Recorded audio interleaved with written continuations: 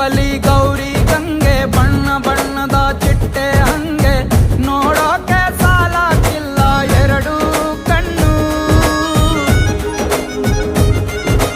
ಗಂಡು ಹೈಕಳು ಬೆಪ್ಪಾಗವ್ರೆ ಬೆರಗು ಕಣ್ಣಲ್ಲಿ ನೋಡ್ತಾವ್ರೆ ದಾವಣಿಲೆ ಬೀಸುತ್ತಾರೆ ಹೆಣ್ಣೈಕಳು.